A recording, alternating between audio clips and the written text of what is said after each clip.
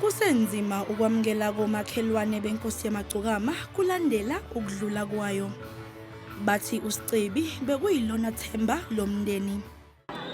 Kushona kama wakhe ngaziduduza ngokuthi ngoba uSicebi ukhona, ngiyambona uhlakaniphile, uzokhona ukuthi avuse ikhaya. Ngempela walivusa futhi.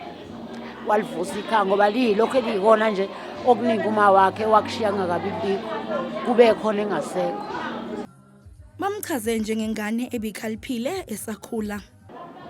Ingane ekhule nje ifana nezinye izingane kodwa ngobuhlakani bomqondo ubona ukuthi lo mntwana unekusasa elihle. Balokhu bekhale njalo abantu basemsinga ngomcimbi owandulela uKhisimusi obizwa ngehlamvu.